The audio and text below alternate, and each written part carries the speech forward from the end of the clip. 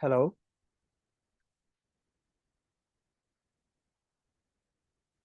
M I audible now? Yes, yes, issue. You या are audible now let's start तो properly. या let's start तो in which language you are comfortable, English और Hindi?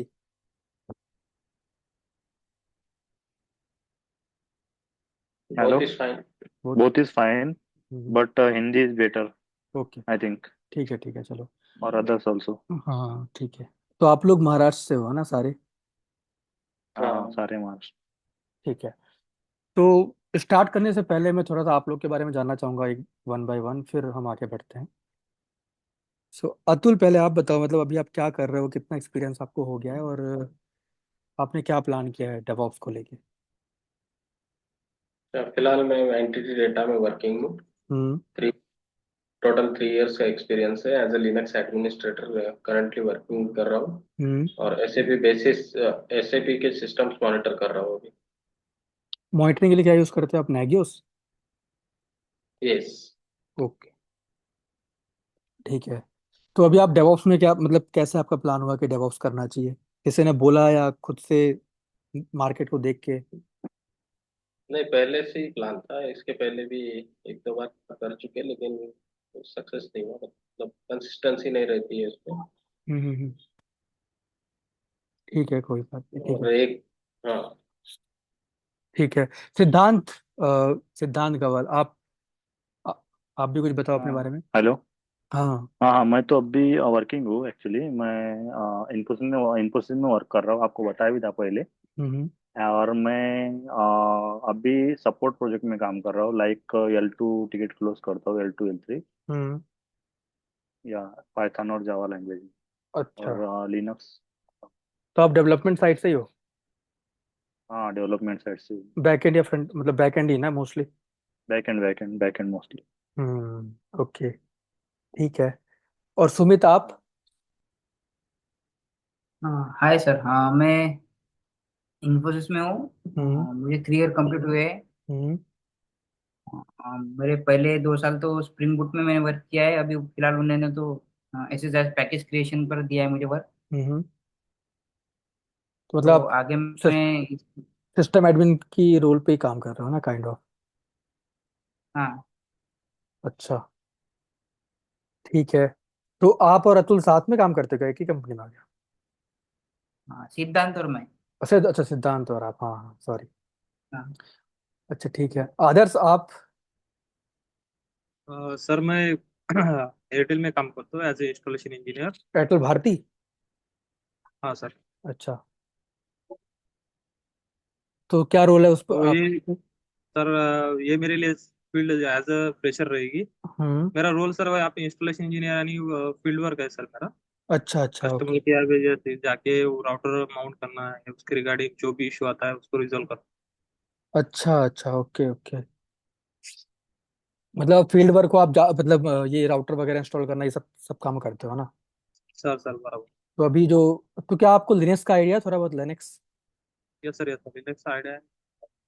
But sir थोड़ा मेरा यानी मेरा एज ए फ्रेशर, अगर मुझे वो नॉलेज मिलेगा तो अच्छा रहेगा, क्योंकि मैं उस फील्ड से अटैच ही नहीं हूँ अभी। अपना जो हम्म आईटी रिलेटेड जो भी है, तो मैं अभी उसके रिगार्डिंग कुछ भी आइडिया नहीं मुझे, तो मेरे एज ए फ्रेशर अगर मुझे वो नॉलेज मिले तो बेटर होगा।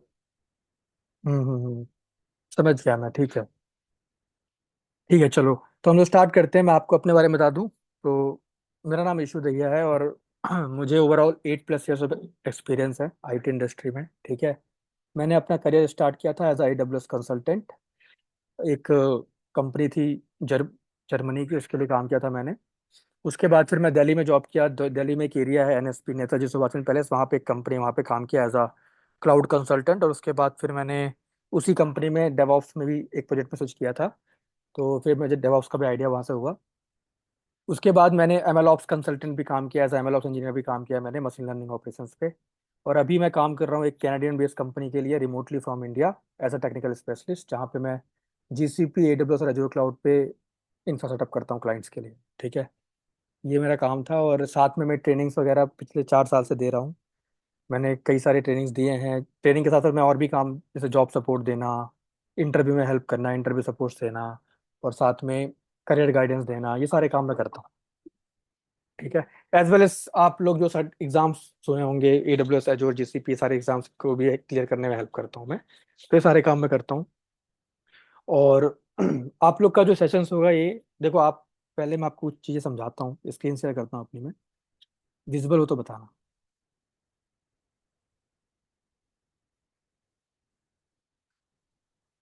विजुअल है क्या स्क्रीन?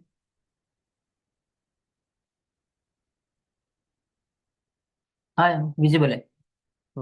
देखो, सबसे जो पहली चीज है वो ये है कि अगर आप लोग को डेवॉप्स पढ़ना है, डेवॉप्स सीखना है ना, तो एक बात समझ लो, डेवॉप्स कोई कोर्स या कोई टूल या कोई टेक्नोलॉजी नहीं है। ठीक है, डेवॉप्स सिर्फ एक जॉब प्रोफाइल है। ठीक है, डेवॉप्स सिर्फ एक जॉब प्रोफाइल का नाम है ना। और ये जॉब प्रोफाइल का जो नाम दिया था, वो एक कंपनी है जर्मनी बेस्ड, उसका नाम है मॉली टेक्नोलॉजीज। ठीक है। ये कंपनी 2014 में हायरिंग कर रही थी अपने पास, अपने कंपनी के लिए। ठीक है। तो ये क्या कर रही थी कि ये एक ऐसा इंजीनियर चाह रही थी जिसे ये पता हो कि अगर, जैसे मान लो ये कंपनी सॉफ्टवेयर डेवलपमेंट कर रही है, तो उसको ऐसा बंदा चाहिए जिसको ये पता हो कि मेरे डेवलपर ने किस लैंग्वेज में कोडिंग करी है, उस लैंग्वेज, उस कोड को उन्होंने, डेवलपर ने कहाँ पे स्टोर किया हुआ है, किस ब्रांच में स्टोर किया हुआ है, ठीक है, मतलब कहाँ पे रखा हुआ है। उसके बाद उस कोड की डिपेंडेंसी क्या होगी, जैसे पाइथन का कोड है तो पाइथन की क्या क्या डिपेंडेंसी होती है डिप्लॉय करते समय। उसके बाद उसे उसके लिए मैं इन्वायरमेंट कैसा क्रिएट करूँ, उसके बाद ऑटोमेशन कैसे करूँ, मतलब ऐसे मल्टीपल नॉलेज वाला बंदा चाहिए था। तो क्या हुआ, 2-3 बंदे हायर हो गए इस कंपनी के लिए। ठीक है। तो जब HR ऑफर लेटर क्रिएट करी थी, तो वो सोची, यार इस बंदे को डेवलपमेंट साइड में भी नॉलेज है। डेवलपमेंट साइड मतलब कोडिंग की नॉलेज नहीं है, लेकिन ये पता है कि डेवलपर किस लैंग्वेज में कोडिंग कर रहा है, कोड किस लैंग्वेज में है, कोड कहाँ रख रहा है, किस ब्रांच में रख रहा है, कैसे कोड को पिक करूंगा, कैसे ऑटोमेट करना है, कैसे डिप्लॉय करना है, वो सारा काम अकेला ये बंदा कर लेगा। तो उसको नाम क्या दूं? ठीक है। तो उसने क्या किया, डेवलपमेंट साइड से डेव ले लिया, क्योंकि डेवलपमेंट की नॉलेज थी। प्लस ऑपरेशन वाला काम तो हम लोग करते ही हैं। ऑपरेशन वाला काम कौन सा होता है? ऑपरेशन वाला काम होता है कोड को, जैसे डेवलपर ने कोड कर दिया, कोड को किसी सेंट्रलाइज जगह पे रख दिया, उसके बाद कोड को टेस्ट करना, कोड को बिल्ड करना, कोड को डिप्लॉय करना, कोड के लिए इन्वायरमेंट क्रिएट करना, कॉस्ट मैनेजमेंट में काम करना, सिक्योरिटी पे काम करना, मॉनिटरिंग पे काम करना, ये सारा ऑपरेशन वाला वर्क होता है। तो वहां से ऑप्स ले लिया और फिर बना दिया डेवऑप्स। ठीक है। तो डेवॉप्स की शुरुआत वहां से हुई थी। वो जॉब प्रोफाइल HR ने वहां से नाम दिया, और फिर वहां से डेवॉप्स बढ़ता गया, बढ़ता गया, बढ़ता गया, और डेवॉप्स की आज डिमांड होगी। ठीक है। लेकिन मैं आपको एक बात और कह दूं, डेवॉप्स आज है, कल नहीं होगा। अगर मैं 2019 की बात करूं तो लिनक्स ना बहुत डिमांडिंग टेक्नोलॉजी थी। अगर आपके पास RSCS है और RSC का सर्टिफिकेशन है ना, और आप RSC सर्टिफाइड हो, तो आपको मार्केट आराम से 18-20 लाख में उठा लेगा। ठीक है, 18-19 की बात कर रहा हूँ। लेकिन बाद में क्या हुआ, बाद में ये क्लाउड टेक्नोलॉजीज आ गई इंडिया में, जहाँ पे लोग बोलते हैं कि भाई लिनक्स वाले बंदे नहीं चाहिए, वो बंदे चाहिए जो क्लाउड पे काम करते हो, क्योंकि सारी कंपनी क्लाउड पे मूव कर रही है। ठीक है। लेकिन लिनक्स का यूज केस खत्म नहीं हुआ। क्लाउड पे भी जो सर्वर, जो मशीन बनती है, वहां पे भी जो कमांड्स चलती है, लिनक्स की कमांड ही होती है ना। तो उसका यूज केस खत्म नहीं हुआ, वो अभी भी लोग यूज कर रहे हैं। वैसे ही जब ये डेवॉप्स आया, अभी डेवॉप्स चल रहा है, तो डेवॉप्स फ्यूचर नहीं है, डेवॉप्स आज है। आने वाले टाइम पे कुछ और 1-2 साल रहेगा, उसके बाद नई टेक्नोलॉजी मार्केट में आ गई है। यूरोप में एक सिटी है जिसको एम्स्टर्डम कहते हैं। ठीक है। एम्स्टर्डम में ना एक जाउड एरिया है, जैसे अपने इंडिया में साउथ बोलते हैं, वहाँ पे जाउड बोलते हैं। वहाँ सारी IT कंपनीज है, और वो सारी की सारी IT companies machine learning operations पे काम करती है, ML ऑप्स पे काम करती है। वो डेवऑप्स भी छोड़ चुकी है। ठीक है। तो आने वाला टाइम ML ऑप्स का है, इलास्टिक ऑप्स का है, गिट ऑप्स का है। ठीक है। उन सब चीज़ों पे लोग जा चुके हैं। तो डेवऑप्स अगर आप आज सीखते हो, तो बेनिफिट ये है कि डेवॉप्स आप सीख तो लिए, लेकिन आने वाले टाइम पे जो टेक्नोलॉजी आएगी ना, वहाँ पे डेवॉप्स आपकी हेल्प करेगा, जैसे लिनक्स आज हेल्प करता है। अगर आप डेवॉप्स में जितने भी टूल्स देखते हो, ठीक है, डेवॉप्स का मतलब मैंने बताया कोई टूल टेक्नोलॉजी नहीं है। डेवॉप्स का मतलब होता है कि एक ऐसा इंजीनियर, एक ऐसा बंदा जिसे ये पता हो कि भाई एक सॉफ्टवेयर डेवलपमेंट करना है, मेरा क्लाइंट कौन है, क्लाइंट में उसके बाद मेरे डेवलपर कौन कौन काम कर रहे हैं, वो डेवलपर कोड कैसे कर रहे हैं, कोड को कहाँ पे स्टोर कर रहे हैं, उस कोड को मैं टेस्टिंग कैसे करूंगा, कैसे बिल्ड करूंगा, कैसे डिप्लॉय करूंगा, किस क्लाउड में डिप्लॉय करूंगा, किस क्लाउड में इंफ्रा क्रिएट करूंगा, मशीन पर डिप्लॉय करूंगा कि कुबरनेटिस क्लस्टर पर डिप्लॉय करूंगा कि कंटेनर पर डिप्लॉय करूंगा। ये सारी चीजें डेवॉप्स इंजीनियर रखता है, आइडिया, उसको बोलते हैं डेवॉप्स इंजीनियर। ठीक है। तो अभी जो डेवॉप्स के अंदर जो मल्टीपल टूल्स लोग यूज करते हैं, जैसे मान लो बताता हूँ मैं, कोड रखने के लिए लोग यूज करते हैं गिटहब। ठीक है। और भी टूल्स हैं, जैसे बिट बकेट है। ठीक है। उसके बाद होता है, टेस्टिंग के लिए तो लोग यूज करते हैं सोनार क्यूब। ठीक है, सेलेनियम। उसके बाद डिप्लॉयमेंट करना है, एक प्रॉपर एक end to end process create करना है डिप्लॉयमेंट के लिए, तो लोग CI/CD टूल यूज करते हैं, जिसमें हमारे पास जेनकिंस है, ठीक है, गिटलैब है, ठीक है, और बैम्बू है, और भी कई सारे टूल्स हैं, ठीक है। वैसे ही अगर आपको ऑटोमेशन करना है तो आपके पास एंसिबल है, ठीक है, पपेट है, शेफ है, कई सारे टूल्स हैं। वैसे आपको इंफ्रा क्रिएट करना है, जैसे क्लाउड पे आप काम करते हो, तो क्लाउड पे अभी तक क्या था, मतलब 2019-20 तक, अगर आपको क्लाउड में कुछ भी क्रिएट करना है तो आप गए क्लाउड के अंदर, क्लाउड का एक कंसोल होता है, वहां पे गए, आपको एक VM क्रिएट करना है तो आप VM सर्विस पे गए, क्लिक क्लिक क्लिक क्लिक किए, आपकी मशीन बन के रेडी हो गई। लेकिन मशीन बन के रेडी पहले करना था क्या था, कि आप जा रहे हो, क्लिक कर रहे हो, मैनुअल काम कर रहे हो, फिर क्रिएट कर रहे हो। बट अब ऑटोमेशन आ चुका है, अब लोग टेराफॉर्म यूज करते हैं चीज़ों क्रिएट करने के लिए, ठीक है, जिसको हम लोग बोलते हैं IAC टूल यूज करते हैं। IAC का फुल फॉर्म होता है इंफ्रास्ट्रक्चर एज अ कोड। मतलब अगर आपको आज जो क्लाउड पे आप काम करते हो, उस क्लाउड पे अगर आपको इंफ्रा क्रिएट करना है, मतलब चीज़ें क्रिएट करनी है, नेटवर्क डिवाइस नेटवर्किंग करना है, या स्टोरेज क्रिएट करना है, या VM क्रिएट करना है, तो आप मैनुअली मत करो, टेराफॉर्म में कोडिंग करो, उससे काम हो जाएगा। तो टेराफॉर्म की नॉलेज रखता है कि डेवऑप्स इंजीनियर, ठीक है। साथ में मॉनिटरिंग भी करनी होती है, क्योंकि आपने मल्टीपल चीज़ें लगाई हैं, ठीक है। अब मल्टीपल चीज़ें लगाई हैं, मतलब मल्टीपल चीज़ें चलनी चाहिए। अगर मल्टीपल चीज़ों में से कोई भी एक चीज़ चलनी बंद होगी, तो हो सकता है आपका साइट क्रैश हो जाए, या साइट स्लो हो जाए, कुछ भी हो सकता है, जिससे कस्टमर को प्रॉब्लम फेस करनी पड़े, क्लाइंट को प्रॉब्लम फेस करनी पड़े, ठीक है। तो मॉनिटरिंग करना पड़ता है। तो मॉनिटरिंग के लिए भी बहुत सारे टूल्स मार्केट में आ चुके हैं नए नए, जैसे डायनाट्रेस है, ठीक है, नेट डेटा है, और साथ में एक ग्राफाना है, ठीक है, ये सारे टूल्स। उसके बाद अब जितने सारे सर्वर चल रहे हैं उन, अब कभी किसी सर्वर में प्रॉब्लम आ गई, मुझे चेक करना है भाई क्या प्रॉब्लम है, तो हर सर्वर का ना लॉग्स बनता है, लॉग जनरेट होता है कि भाई क्या क्या हुआ उसमें। तो लॉग्स को भी हम क्या करते हैं, कंपनी क्या बोलती है, सेंट्रलाइज करो, एक जगह पे लेके आओ। उसके लिए स्प्लंक है, किबाना है, ठीक है। तो ये सारे टूल्स लोगों को पढ़ने पड़ते हैं डेवऑप्स इंजीनियर बनने के लिए, क्योंकि इस सब टूल्स को पढ़ने के बाद ही आप वो इंसान बन पाओगे जो ये पता कर पाए कि डेवलपर ने कोड कहाँ रखा है। उसके लिए गिटहब पता होना चाहिए, बिटबकेट पता होना चाहिए, गिटहब का आइडिया होना चाहिए, कोड की टेस्टिंग कैसे होती है, कैसे टेस्टिंग करना है कोड को। जैसे जब आप कहीं समोसा खाने जाते हो अपने घर के आसपास या कहीं पे भी, तो उसे जो समोसा बनाता है ना, पहले वो खुद टेस्ट करता है समोसा कि मेरा समोसा सही है कि नहीं, उसके बाद सर्व करता है लोगों तक। वैसे ही भाई आप कोड बना रहे हो, एक एप्लीकेशन रेडी कर रहे हो, एक सॉफ्टवेयर रेडी कर रहे हो, तो उसके लिए भी आपको उसकी टेस्टिंग करनी पड़ती है कि प्रॉपर कोड है कि नहीं, प्रॉपर एप्लीकेशन बना है कि नहीं, ठीक है। तो उसके लिए लोग सोनार क्यूब और सेलेनियम वगैरह यूज करते हैं, ठीक है। उसके बाद वो चाहते हैं कि भाई एक ऐसा प्रोसेस इंप्लीमेंट कर दे जिससे सारी चीज एक दूसरे से इंटीग्रेट हो जाए, और एक बार एक जगह पे जाके बस क्लिक कर दूं मैं, तो सारा काम ऑटोमेटिक जल्दी से एक मतलब 1-2 मिनट में हो जाए। बार बार टाइम ना लगे मुझे, वही बार बार काम ना करूं कि कोड उठाऊं फिर टेस्ट करूं, फिर ये सारा काम बार बार ना करना पड़े। तो लोग CI/CD टूल यूज करते हैं, जेनकिंस, गिटलैब, बैम्बू, ये सारी चीजें, ठीक है। उसके बाद जैसे आप लोग में से कुछ लोगों ने बताया कि आप लोग में से कुछ लोग सिस्टम इंजीनियर्स हो, ठीक है, लिनक्स एडमिन, लिनक्स वगैरह में काम करते होगे। तो जैसे मान लो अगर आपके पास 50 मशीनें हैं, आप सर्वर पे काम करते हो, 50 मशीनें हैं, और आपका जो TL है, आपका जो क्लाइंट है, वो क्या ये कहता है कि 50 मशीन पे मुझे अपाचे इंस्टॉल करना है या इंजीनियर्स इंस्टॉल करना है, या 50 मशीन को पैच करना है। तो क्या तरीका आप पहले फॉलो करोगे, आप हर मशीन को 1 बाय 1 SSH करोगे, और जाके जो भी पैचिंग कमांड होगी, जो भी इंस्टॉलेशन कमांड होगी, वो चलाओगे। जैसे मान लो अपाचे इंस्टॉल करना था, आप चलाओगे यम इंस्टॉल HTTPD-y, उसके बाद सिस्टम स्टार्ट इनेबल, ये सब करोगे, ठीक है, 1 बाय 1, जो कि बहुत टाइम लेगा। लेकिन इसके लिए हमारे पास एंसिबल आया हुआ है। एंसिबल में क्या होता है, हम एक सर्वर क्रिएट करते हैं, उसमें अपना YAML लैंग्वेज में कोड लिखते हैं, जो भी हमें इंस्टॉल करना है 50 सर्वर पे, वो कोड लिख दिया। और एंसिबल की एक होस्ट फाइल होती है, वहां पे जाते हैं और 50 मशीन का IP एड्रेस और होस्ट नेम टाइप कर देते हैं। और जब वो प्लेबुक रन करते हैं, जब वो कब कोड रन करते हैं, तो 50 के 50 मशीन पर चीजें एक साथ इंस्टॉल हो जाती है, ठीक है। तो इस तरीके का अगर कंपनी में ऑटोमेशन चाहिए कि भाई मल्टीपल मशीन चल रही है, मल्टीपल मशीनों को हमें एक मशीन से मैनेज करना है, तो लोगों को एंसिबल आना चाहिए, ठीक है। उसके बाद क्लाउड पे काम करते हो, क्लाउड पे मैनुअल काम मत करो, टेराफॉर्म से करो।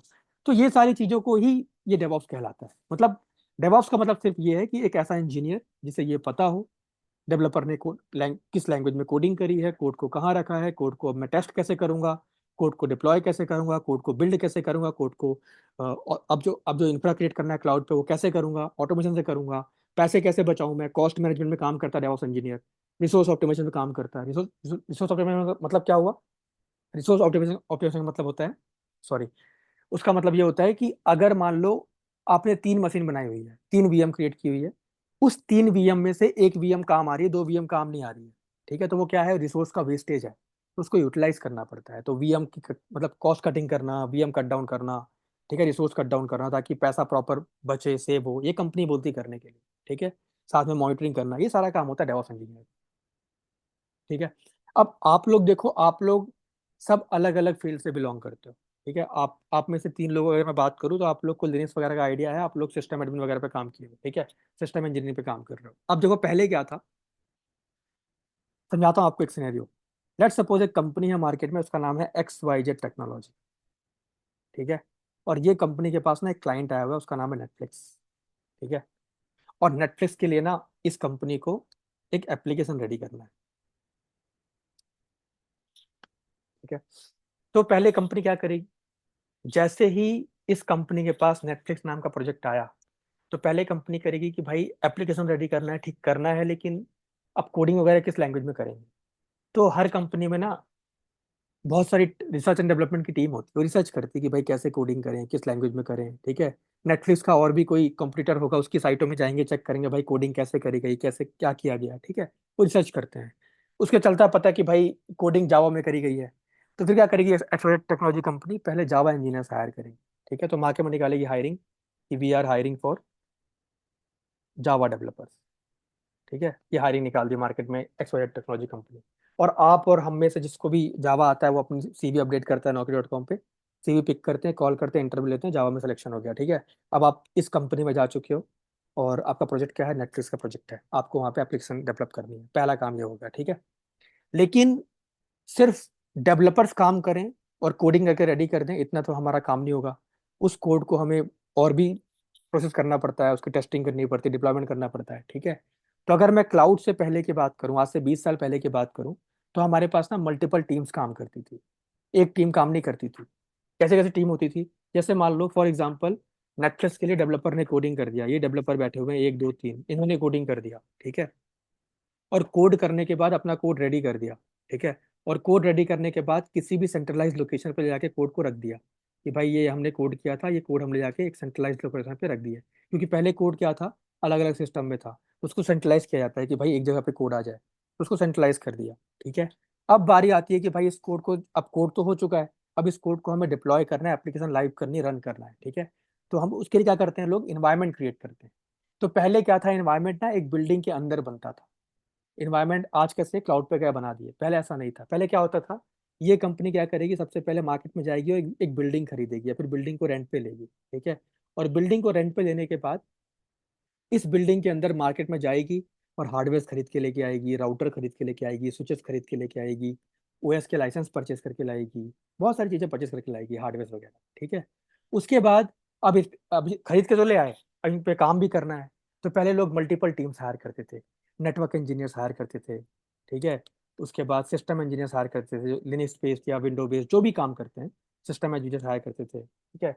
उसके बाद डेस्कटॉप सपोर्ट इंजीनियर्स हायर करते थे, डेटाबेस इंजीनियर हायर करते थे, ठीक है। बैकअप इंजीनियर्स हायर करते थे, स्टोरेज एडमिन्स हायर करते थे, मल्टीपल टीम्स पहले हायर करते थे। फिर ये सारी टीम मिलकर यहाँ पे बैठ के काम करेगी, इस बिल्डिंग के अंदर जाएगी, नेटवर्किंग वाला बंदा अपना नेटवर्किंग सेटअप करेगा राउटर स्विचेस में बैठ के, सिस्टम इंजीनियर्स जो सर्वर बना रहे हैं डिप्लॉय करने के लिए कोड को, वहाँ पे अंदर जाएगा, पैकेज इंस्टॉल करेगा, ठीक है। और जो भी डिपेंडेंसी है वो इंस्टॉल करेगा। डेस्कटॉप वाला बंदा क्या करेगा, कितने लोगों को सिस्टम मिला, कितने लोगों को सिस्टम नहीं मिला, किसको क्या सिस्टम मिला, उसका ध्यान रखेगा, ठीक है।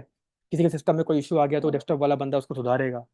डेटाबेस इंजीनियर काम करते हैं कि भाई डेटाबेस स्टोर करना, डेटा स्टोर करना, उसके DB वाले बंदे काम कर रहे हैं, बैकअप वाले बंदे काम कर रहे हैं, स्टोरेज वाले बंदे काम कर रहे हैं। ये पहले काम होता था, ठीक है। और ये काम कहाँ हो रहा है, एक बिल्डिंग के अंदर। एक बिल्डिंग के अंदर जब काम करते हैं उसको हम लोग क्या बोलते हैं, बिल्डिंग मतलब प्रेमिसेस और अंदर मतलब ऑन, इसलिए हम उसको कहते थे ऑन प्रेमिसेस, कि हमारा जो सेटअप है वो ऑन प्रेमिसेस में है, ठीक है। लेकिन यहाँ पे देखो बहुत सारी चीजें वेस्ट हो रही हैं। देखो जो हमारे जो कंपनी होती है ना, वो एक एक मेथड पे काम करती है, उस मेथड को कहते हैं एजाइल मेथड, ठीक है। एजाइल मेथड का मतलब क्या होता है, अगर मैं आपको आसान भाषा में समझाऊं, एजाइल का मतलब होता है cost effective time managing on time delivery solutions. मतलब पैसा बचाओ, कम टाइम में सही समय पे काम करके दे दो क्लाइंट को, ये होता है एजाइल का मतलब, ठीक है। लेकिन यहाँ पे तो एजाइल का पूरा उल्टा हो रहा है। आप इतना बड़ा सेटअप लगा रहे हो, ठीक है, उसके बाद जाके मार्केट से चीजें खरीद के लेके आ रहे हो, और हार्डवेयर महंगे आते हैं, 3 3 4 4 लाख के हार्डवेयर आते हैं, वो खरीद के लेके आ रहे हो, लाइसेंस परचेज कर रहे हो, उसके बाद इतने सारे टीम मेंबर हायर कर रहे हो, नेटवर्क इंजीनियर, सिस्टम इंजीनियर, उनको सैलरी दे रहे हो, फिर वो बंदे यहाँ पे बैठ के काम कर रहे हैं। अब जब नेटवर्क वाला बंदा काम कर रहा है तो सिस्टम वाला बंदा वेट कर रहा है कब नेटवर्किंग पूरी होगी, फिर मैं सिस्टम वगैरह पे काम करूँ। सिस्टम वाला बंदा काम कर रहा है, DB वाला बंदा वेट कर रहा है कब DB, कब सिस्टम पूरा हो तो मैं डेटाबेस में डेटा स्टोर करूँ, टेबल वगैरह क्रिएट करूँ, ठीक है। अब डेटाबेस वाला बंदा काम कर रहा है, फिर ये बैकअप वाले बंदे वेट कर रहे हैं कि कब बैकअप कॉन्फ़िगर करूँ, तो ये सब बहुत लेंदी प्रोसेस था पहले। ठीक है, इन चीज़ों को देखते हुए भी क्या हुआ कि मार्केट में टेक्नोलॉजी धीरे धीरे आती गई। अभी टेक्नोलॉजी लाता कौन है? ये टेक्नोलॉजी लाता है, देखो यूएस में ना एक ऑर्गेनाइजेशन है, उसका नाम है NIST। ठीक है, उसका फुल फॉर्म होता है national institute of standard technology. ये ना सुप्रीम कोर्ट ऑफ आईटी है, सारे डिसीजन आईटी के यही लेते हैं, सारे जो भी नए टूल्स मार्केट में आते हैं उनको साइन यही करते हैं, साइन ऑफ भेजते हैं तब जाके चीजें मार्केट में आती है। ठीक है, तो NIST के पास कई सारी कंपनी पहुंची होगी, क्या बोली होगी कि भाई अभी देखो लोग, हम लोग ऐसे काम करते हैं, ऐसे इंफ्रा क्रिएट करते हैं, सब कुछ खरीदना पड़ता है, बहुत पैसा वेस्ट करना, इन्वेस्ट करना पड़ता है, सेटअप लगाना पड़ता है, बहुत सारे इंजीनियर्स हायर करने पड़ते हैं, बहुत सारा काम करना पड़ता है, जो कि बहुत टाइम और पैसा दोनों लेते हैं। तो कोई सोल्यूशन आप मार्केट में लेके आओ। जैसे हमारे इंडिया में कोई भी लॉ कौन लेके आता है? सुप्रीम कोर्ट लेके आता है। वैसे आईटी में कोई भी नई चीज अगर आएगी तो ये NIST लेके आता है। ठीक है, तो उससे जाके लोगों ने कंप्लेन करी कि भाई ऐसे प्रॉब्लम लोग फेस कर रहे हैं, कुछ सोल्यूशन लेके आओ। तो फिर NIST ने क्या किया, धीरे धीरे हर चीज़ सोल्यूशन लेके मार्केट में आने लगा। ठीक है, तो जैसे इंफ्रा का प्रॉब्लम था कि भाई इंफ्रा बना रहे हैं तो हार्डवेयर लेके आ रहे हैं, सब कुछ मैनुअल लगा रहे हैं, तो इसने क्या सोल्यूशन लाया? इसने जो दुनिया के सबसे 3 बड़े फर्म्स हैं, बड़ी टेक कंपनीज हैं। ठीक है, कौन कौन सी बड़ी टेक कंपनीज 3 है? पहले है अमेजोन, दूसरी है माइक्रोसॉफ्ट, और तीसरी है गूगल। ठीक है, इनसे मीटिंग करा NIST वाला, और जाके बोलता है कि भाई देखो अभी मार्केट में कंपनीज ये प्रॉब्लम फेस कर रही है कि अगर उनको इन्वायरमेंट लगाना है तो वो खुद की बिल्डिंग खरीद रहे हैं, खुद का हार्डवेयर लेके आ रहे हैं, सब कुछ लगा रहे हैं, बहुत लेंदी प्रोसेस है, बहुत पैसा वेस्ट करना पड़ रहा है, कोई सोल्यूशन आप लेके आओ। ठीक है, तो ये दोनों पहले इंटरेस्ट नहीं दिखा, ये दोनों हट गए। गूगल माइक्रोसॉफ्ट हट गए कि भाई हमें कुछ नहीं पता, हमें अभी आइडिया नहीं है, हम ये सब कुछ मतलब कुछ सजेशन यहाँ पे देना नहीं चाहते। लेकिन जो अमेजोन का ओनर था जेफ बेजोस, वो बहुत बिजनेस माइंड पर्सन है, तो उसने क्या किया, उसने बोला भाई कि मेरे पास एक आइडिया है। वो क्या आइडिया है कि मेरा एक सेटअप ऑलरेडी है यूएस में, नॉर्दर्न वर्जीनिया में। ठीक है, क्योंकि अमेजोन के पहले से कई सारे वेबसाइट चल रहे थे, एप्लीकेशन चल रहे थे, बुक सेलिंग स्टोर था इनका, कई सारी चीजें थी। ठीक है, तो इन्होंने क्या बोला कि मैं अपना एक इन्वायरमेंट बना के रखा हुआ हूँ जहाँ पे सारी चीजें लगी हुई हैं, नेटवर्क डिवाइसेस लगे हैं, हार्डवेयर लगे हैं, सॉफ्टवेयर लगे हैं, वो सब कुछ लगा हुआ है। ठीक है, लेकिन उस इन्वायरमेंट का मैं सिर्फ 25% पार्ट ही यूज करता हूँ, 75% पार्ट अभी भी खाली पड़ा हुआ है, कोई यूज उसे नहीं करता। तो अगर वहां पे सारी चीज लगे हुए हैं, तो अगर किसी को इन्वायरमेंट क्रिएट करना है, अपना कोड डिप्लॉय करवाना है, अपना पूरा डिप्लॉयमेंट वगैरह करना है, तो उनको बोलो कि अगर वो चाहे तो अपना इन्वायरमेंट ना क्रिएट करे, अपनी बिल्डिंग रेंट पे ना ले, अपनी चीजें ना खरीदे, वो अमेजोन से कॉन्टेक्ट करे। हमारे पास सब कुछ लगा लगा है, इन प्लेस है, हम उनकी हेल्प करेंगे और उनका कोड डिप्लॉय कर देंगे। ठीक है, अपने इन्वायरमेंट में बस उन्हें मंथली रेंट पे करना पड़ेगा, जो भी वो हमारा पार्ट यूज करेंगे उसका। तो ये चीज को देखते हुए क्या हुआ कि यूएस गवर्नमेंट का एक साइट बना रही थी यूएस गवर्नमेंट अपने आर्मी के लिए। ठीक है, उसके लिए उन्होंने क्या किया कि डेवलपमेंट वगैरह तो करा लिया, डेवलपर वगैरह हायर करके, लेकिन डिप्लॉयमेंट के लिए ना अमेजोन से बात किया कि भाई हमें आपके पास डिप्लॉयमेंट करना है। तो अमेजोन की एक टीम गई, आर्मी वालों का कोड वगैरह उठाई और उठा के अपने इन्वायरमेंट में डिप्लॉय करवा दी, अमेजोन के इन्वायरमेंट में। और फिर वहां से इनका बिजनेस शुरू हो गया, क्योंकि डिप्लॉयमेंट करा दिए, अब आर्मी की साइट भी चल रही, सब कुछ प्रॉपर चल रहा है, कोई गवर्नमेंट को कुछ खरीदना नहीं पड़ा, सब अमेजोन का यूज कर लिया, बस उन्हें मंथली रेंट पे करना पड़ रहा है अमेजोन वालों को, गवर्नमेंट को। तो अमेजोन वालों को क्या लगा कि अच्छा बिजनेस है, तो उसने क्या किया, वो दुनिया के हर कोने में गया, वो साउथ अमेरिका गया, वो एशिया में गया, वो यूरोप में गया, वो अफ्रीका में गया, वो ऑस्ट्रेलिया में गया, हर जगह गया, और जाके अपना ऐसे इन्वायरमेंट क्रिएट कर दिया, सब कुछ वहां पे लगा दिया, और लोगों को क्या बोल दिया कि अगर आपको अपना इन्वायरमेंट क्रिएट करना है कोड डिप्लॉय करने के लिए, तो अपना खुद का मत क्रिएट करो, हमसे कॉन्टेक्ट करो, हमारे पास सब कुछ इन प्लेस है, आपको पैसा वगैरह वेस्ट नहीं करना पड़ेगा, इन्वेस्ट नहीं करना पड़ेगा, आप बस आओ हमारे पास चीजें डिप्लॉय करो, आपको बस मंथली रेंट पे करना पड़ेगा। ठीक है, तो ये बिजनेस शुरू हो गया। तो आज भी हम लोग वही करते हैं कि अगर हमें एक इन्वायरमेंट क्रिएट करना है जहाँ पे हम कोड डिप्लॉय करना है, तो हम लोग अपनी खुद की बिल्डिंग नहीं खरीदते, हम क्या करते हैं, क्लाउड के प्लेटफॉर्म पे जाते हैं, वहाँ पे पूरा सेटअप लगाते हैं और काम करते हैं। अब देखो पहले क्या था, पहले मल्टीपल इंजीनियर काम करते थे, नेटवर्क सिस्टम कई सारे लोग, लेकिन अब क्या है, अब कंपनी बोलती है कि भाई एक ऐसा बंदा ले आओ जिसको क्लाउड का नॉलेज हो बस, क्योंकि हम क्लाउड पे काम करते हैं। तो अगर उसको क्लाउड का नॉलेज है तो वो नेटवर्किंग भी कर लेगा, डेटाबेस पे भी काम कर लेगा, सिस्टम इंजीनियर भी काम कर लेगा। हाँ, लेकिन ये है कि वो ये बोलते हैं कि स्किल्स में लिनक्स होना चाहिए, CCNA होना चाहिए, ताकि नेटवर्किंग का आइडिया हो, ये सब चीज़ों का आइडिया हो, स्किल्स पे मांगते हैं वो। बट अब हायरिंग किस पे होती है? क्लाउड पे होती है। और ये क्लाउड है क्या? ये क्लाउड एक बिजनेस है। Cloud computing is nothing, it's just the name of the business. ये बिजनेस जो बड़ी बड़ी कंपनीज रन कर रही हैं, अमेजॉन माइक्रोसॉफ्ट गूगल की तरह कंपनीज रन कर रही हैं, क्या कर रही हैं, अपना एनवायरमेंट बना के रखी हुई हैं और उसको रेंट पे दे रही हैं और पैसे कमा रही हैं। इसका नाम क्लाउड ही क्यों दिया गया? जिस तरीके से बादल आप कहीं से भी देख सकते हो, आप घर में हो, आप जंगल में हो, आप नदी में हो, आप समुद्र में हो, आप अमेरिका में हो, कहीं पे भी हो, आप बादल देख सकते हो। उसी तरीके से आप कहीं पे भी हो, अगर आपके पास इंटरनेट और लैपटॉप है तो आप कंप्यूटिंग की सर्विस एक्सेस कर सकते हो। अगर आपको एक मशीन क्रिएट करना है तो इनकी क्लाउड की वेबसाइट पे जाओ, वहाँ पे आपको इजिली मशीन मिल जाती है। ठीक है, तो ये सारी चीज़ें। तो देखो, ये जो चीज़ें, जो टूल्स आ रहे हैं ना, ये आपको सीखने पड़ेंगे, और आपको सीखने ऐसे पड़ेंगे ताकि आप उस लेवल पे बन पाओ, उस लायक बन पाओ कि आप इन चीज़ों पे काम कर पाओ। ठीक है, और अगर आप आज ये चीज़ों को सीख लेते हो तो कल जब नई टेक्नोलॉजी मार्केट में आएगी ना, एमएलओस वगैरह, तो इन सब का यूज़ वहाँ पे भी होगा। कुबरनीटिस तब भी काम आएगा अगर आज पढ़ते हो तो, डॉकर तब भी काम आएगा अगर आज पढ़ते हो तो, क्योंकि मैंने काम किया एमएलओस में, मुझे पता है क्या क्या चीज़ें यूज़ करते हैं। एमएलओस में मैंने डॉकर पे भी काम किया है, कुबरनीटिस पे भी काम किया है, मैंने एनवीडिया सर्वर पे भी काम किया जहाँ पे लिनक्स की कमांड चलती थी, तो लिनक्स पे भी काम किया है मैंने। ठीक है, इवन जो ये होता है, क्या बोलते हैं, मॉनिटरिंग के लिए हम लोग ग्राफाना प्रोमिसेस यूज करते हैं, तो ये सब चीजें आगे भी काम आएगी। तो अभी से अगर आप सीख लेते हो तो आगे सब कुछ काम आएगा। ठीक है, तो देखो यही है, अगर आपको डेवऑप्स इंजीनियर बनना है, आपको इसमें आना है, तो आपको इन चीजों की नॉलेज लेनी पड़ेगी। इवन डेवऑप्स के अंदर क्लाउड भी आता है, क्लाउड भी डेवऑप्स का ही पार्ट है। मैंने क्या बोला, डेवऑप्स का मतलब ये है कि एक ऐसा इंजीनियर जो सारे काम के लिए अपने अपने टूल्स निकाले, जैसे उसको कोड रखना है तो वो गिटहब का आइडिया ले आया कि गिटहब में कोड रखूंगा, टेस्ट करना है तो उसने बोला सोनारिक्यू से टेस्टिंग करूंगा, अगर पाइपलाइन क्रिएट करनी है उसने बोला जेनकिन से पाइपलाइन क्रिएट करूंगा, क्लाउड का उसको एनवायरमेंट क्रिएट करना है उसने बोला एडब्ल्यूएस क्लाउड में एनवायरमेंट क्रिएट करूंगा, मॉनिटरिंग करनी है उसने बोला प्रोमिथिस ग्राफाना से मॉनिटरिंग करूंगा, ऑटोमेशन करना है उसने बोला कि एंसिबल से करूंगा, उसको इंफ्रा क्रिएट करना है उसने बोला टेराफॉर्म से करूंगा। तो अगर आप ये सारी चीज़ों का नॉलेज ले लेते हो, you will be become a DevOps engineer. ठीक है, और डेवऑप्स इंजीनियर एक रोल नहीं, एक रिस्पॉन्सिबिलिटी होती है। अगर कंपनी में कहीं भी कुछ फटता है ना, तो पहले हमसे पूछते हैं। मैंने अपनी लास्ट कंपनी में रात को 3-3 बजे जग के सॉल्यूशन दिए हैं, क्योंकि क्या होता है, डेवॉप्स मतलब एक रिस्पॉन्सिबिलिटी कि भाई ये एक ऐसा इंजीनियर जिससे सब आता है।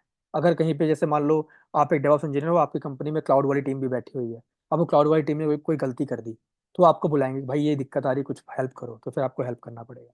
तो डेवॉप्स एक रिस्पॉन्सिबिलिटी होती है। ठीक है, तो हमें, अगर आप लोग ये सेशन से स्टार्ट करते हो, ये ज्वाइन करते हो, तो हम लोग यही सारी चीज़ें सीखने वाले हैं। ठीक है, लेकिन मैं स्टार्ट करूंगा लाइनेक्स से, क्योंकि आप लोग को लिनक्स आता है, वेल एंड गुड, बट मैं स्टार्ट करूंगा लिनक्स से, क्योंकि लिनक्स बहुत मेन रोल प्ले करता है डेवॉप्स को आगे पढ़ने के लिए। ठीक है, लिनक्स में कई सारी चीजें ऐसी हैं जो डेवॉप्स में काम आती है, तो हम लोग डेवॉप्स ओरिएंटेड लिनक्स ही पढ़ेंगे, पूरा लिनक्स नहीं पढ़ेंगे, डेवॉप्स ओरिएंटेड।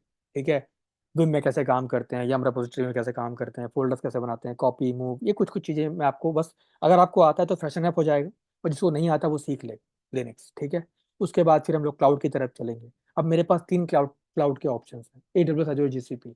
अब इनमें से जो आप लोग प्रेफर करोगे हम उस पर जाएंगे, लेकिन मैं अगर सजेस्ट करता हूँ तो मैं सजेस्ट करता हूँ एजोर, क्योंकि मार्केट में एजोर की ही डिमांड है। अगर 2019 की बात करूं तो एजोर का मार्केट वैल्यू था ऑलमोस्ट 10% या 12%। ठीक है, लेकिन आज अगर बात करूं तो एजोर बहुत आगे बढ़ चुका है, एजोर के आज 28-29% मार्केट एजोर रखा हुआ है। ठीक है, AWS क्लाउड तो आज इससे 1-2% आगे होगा, जबकि सबसे पहले AWS आया था, क्योंकि एजोर में कई सारे ऐसे फीचर्स हैं। ठीक है, तो लिनक्स पढ़ेंगे, क्लाउड प्लेटफॉर्म पढ़ेंगे, टेराफॉर्म पढ़ेंगे कि भाई चीज़ें कैसे क्रिएट करते हैं क्लाउड में ऑटोमेशन के थ्रू, एंसिबल पढ़ेंगे कि ऑटोमेशन कैसे करते हैं सर्वर्स के ऊपर। ठीक है, प्रोमेथेस एंड ग्राफाना पढ़ेंगे मॉनिटरिंग के लिए। ठीक है, साथ में डॉकर कुबरनेटिस पढ़ेंगे। ठीक है, जेनकिंस पढ़ेंगे, बैम जेनकिंस हो गया, गिट लैब हो गया, ये सारी चीज़ें पढ़ेंगे ताकि हमें पता हो कि भाई पाइपलाइन कैसे क्रिएट करते हैं। ठीक है, उसके बाद स्प्लंक और किबाना पढ़ेंगे ताकि हम देख देख पाएं कि कैसे भाई लॉगिंग वगैरह पे काम करते हैं, तो ये सारी चीज़ें हमें पढ़नी पड़ेगी। ठीक है, कोई क्वेश्चन है आप लोग का अभी तक, मैं पूछ लो।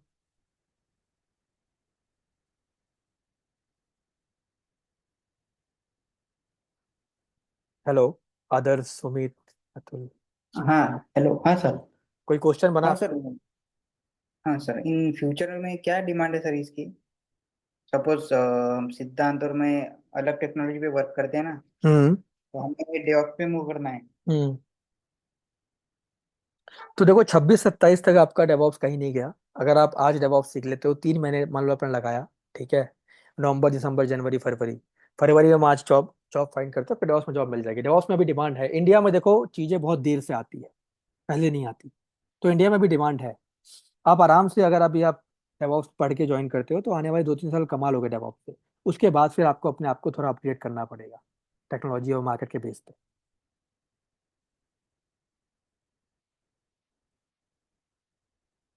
समझ में आ रहा है सुमित सुमित? हाँ हाँ सर। तो ये चीजें हैं। तो डेवॉप्स आपको थोड़ा टाइम डेवॉप्स में आपको देना पड़ेगा। और डेवॉप्स एक ये छोटा, इतना सब सीखने में टाइम कितना लगेगा? अगर आप डेली 2 घंटे देते हो तो शायद 3 महीने लगेंगे। और देखो, एक चीज और है, मेरी जो ट्रेनिंग होती है वो होती है इंडस्ट्रियल बेस्ड। ठीक है, मतलब कंपनी में कैसे चीजों को यूज कर रहे हैं, कंपनी में कैसे काम हो रहा है उन चीजों को, तो उस बेस पे ट्रेनिंग होती है। तो आपका हम्म। इंटरव्यू प्रिपरेशन भी ट्रेनिंग के साथ साथ होते रहेगा। क्योंकि मैं इंटरव्यू लेता भी तो मुझे पता है क्या क्वेश्चन पूछे जाते हैं, तो वो चीजें भी आपको होते रहेगा। मतलब जैसे मैंने कुछ पढ़ाया तो मैं आपको बताऊंगा कि भाई ये चीजें आपको नोट कर लो, आपको इंटरव्यू में पूछा जाता है तो आप नोट कर सकते हो। ठीक है। और अगर मैं कुछ पढ़ा रहा हूँ, जैसे मैंने मान लो एडब्ल्यूएस, हम लोग एडब्ल्यूएस पढ़ रहे हैं, तो एडब्ल्यूएस को एग्जैक्टली इंडस्ट्री में यूज कैसे करते हैं, कैसे इंफ्रा बनता है, कैसे क्लाइंट से इंटरेक्शन करते हैं, कैसे रिक्वायरमेंट आती है, कैसे काम करते हैं, वो चीज़ों पर भी हम लोग बात करेंगे। तो इंडस्ट्रियल बेस्ड ट्रेनिंग होगी, रियल टाइम ट्रेनिंग होगी ये पूरी। बेसिक्स वगैरह भी होंगे और रियल टाइम भी होगी। तो 3 महीने का टाइम लगेगा, 3 महीने आपको देना पड़ेगा। ठीक है। जिसमें से 3 महीने अगर आप अच्छे से देखो, मेरी मेहनत तो मेरी मेहनत होगी, लेकिन आप लोग को मेहनत करना पड़ेगा, डेली 2 से 3 घंटे देना पड़ेगा। उसके बाद फिर आप 3 महीने बाद अपने आप को देखोगे कि आप कहाँ हो, अगर आप साथ में मेहनत करते हो तो।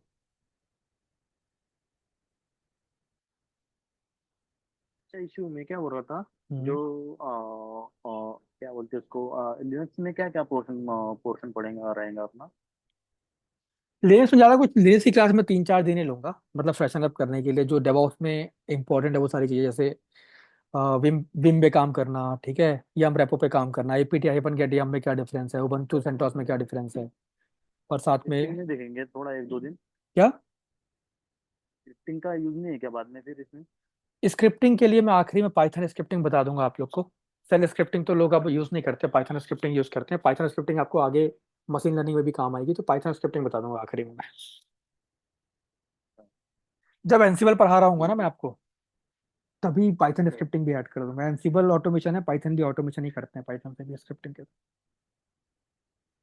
क्रॉन जॉब वगैरह सीखेंगे कि क्रॉन जॉब कैसे लगाते हैं, क्योंकि कंपनी में ये सब डेली बेसिस पे काम होता है ना, कि भाई शाम को 6 बजे ये स्क्रिप्ट चलनी चाहिए ताकि ये पैच हो जाए, अपडेट हो हाँ जाए, वो हाँ, सारी चीज। ऑटोमेटिक चलनी चाहिए ना। हाँ वो सारी वही चीजें वही बोल रहा हूँ ना। हाँ, तो क्रॉन जॉब वगैरह हम लोग ऑटोमेटिक सीखेंगे। जॉब रन वगैरह। हाँ क्रॉन जॉब वगैरह लगाएंगे। शेल वगैरह का थोड़ा, बेस्ट सेल ये सब का थोड़ा बहुत बता दूंगा मैं आपको।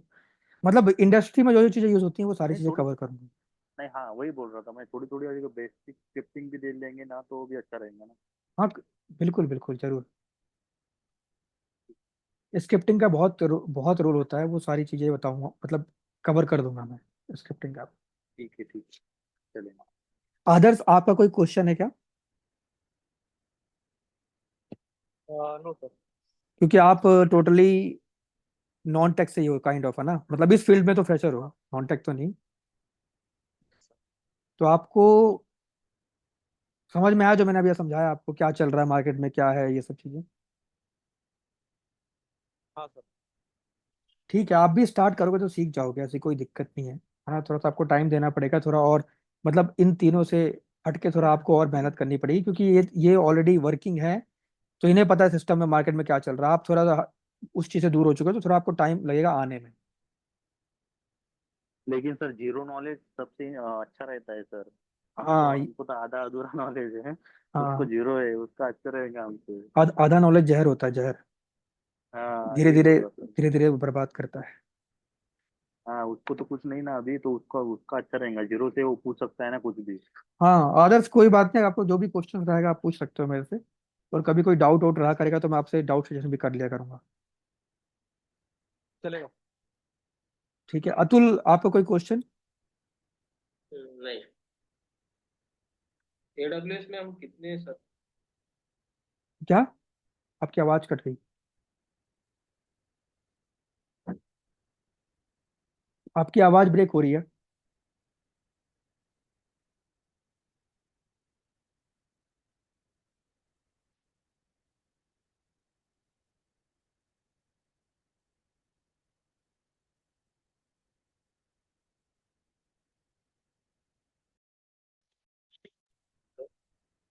हाँ अतुल, कुछ बोल रहे थे आप? हाँ, तो हम एडब्ल्यूएस में कितनी सर्विसेज यूज करेंगे? क्योंकि मेरे पास जो आपका पीडीएफ है इसमें 3 4 ही दिए हुए हैं, EC2, S3 RDS आए हैं। मेरा पी, कंसोल। मेरा मेरा पीडीएफ यार क्या है, मेरी मार्केटिंग टीम शेयर करती है ना, उनके पास जो होता है वो बना के भेजते हैं। मैं आपको अपना पीडीएफ दे दूंगा। मैं अपने एडब्ल्यूएस में ऑलमोस्ट सारी सर्विस कवर करता हूँ, जिसमें से जैसे अगर मैं कुछ गिना दूँ तो EC2 पहले हम लोग पढ़ेंगे, ठीक है, फिर VPC पढ़ेंगे, फिर IAM पढ़ेंगे, फिर S3 पढ़ेंगे, फिर RDS पढ़ेंगे, क्लाउड वॉच, लैम्डा, ठीक है, फंक्शन ऐप, कई सारी चीजें वहाँ पे हैं। ठीक है, क्लाउड कई सारी सर्विसेज हैं जो हमने फिर कवर। जो सर्विसेज फ्री नहीं है तो ऐसा, मे भी इसके पहले मैंने यूज किया है तो इसके पहले EC2 वगैरह यूज करके देखा है, हम्म। लेकिन कुछ सर्विसेज इसमें फ्री नहीं होता है। हम्म। कोई बात नहीं, आपको 12 मंथ के लिए फ्री अकाउंट मिलता है AWS का, तो उसको लेके आप। उसी उसी के अंदर बोल रहा हूँ मैं, उसी के अंदर हर चीज फ्री नहीं आ रही। हाँ नहीं, उससे कोई दिक्कत नहीं, आप कॉन्फ़िगर कर सकते हो। देखो, मैं आपको एक तरीका बताऊंगा वेव ऑफ कराने का बिलिंग। आप जितना मन मर्जी उतना यूज करो। ये अमेजोन वाले ऐसे हैं जो वेव ऑफ कर देते हैं आपकी बिलिंग, पैसा वो माफ कर देते हैं, बस उनसे थोड़ा बात करनी पड़ती है, सपोर्ट टीम से, वो कर देते हैं। लेकिन ये है, आपके आपको एक प्रैक्टिस में रखनी होगी कि अगर आपने कुछ इम्प्लीमेंट किया तो आप उसको प्रैक्टिस करके डिलीट कर दो, उसको बना के ना रखो। हाँ। वरना वो जवाब देना मुश्किल होता है, पूछते हैं ना कि भाई इतने लंबे समय तक क्यों चला के रखा है, हमारा नुकसान करा रहे हो। तो बना के डिलीट कर दो, उसमें कुछ थोड़ा बहुत बिलिंग आएगा, $100 या 800-900 रुपए, तो वो माफ कर देते हैं, कैसे कोई दिक्कत। मैंने कराया है बहुत सारे अकाउंट पे। इसके पहले मैंने भी मेरा भी माफ हुआ है, हम्म। 700-800 रुपए, लेकिन फिर से वो नहीं कर सकते ना। हाँ हाँ, कोई दिक्कत। मैं एक अकाउंट क्रिएट कर लूंगा, उसमें आप लोग प्रैक्टिस कर लें। और आप लोग के जो दो दोस्त हैं, प्रशांत और कोई और है ना, उनसे भी आप लोग बात कर लेना, डिस्कशन कर लेना, और फिर मुझे अपडेट कर देना, फिर हम कब से स्टार्ट कर सकते हैं बता देना, है ना। फीस के बारे में बोला है।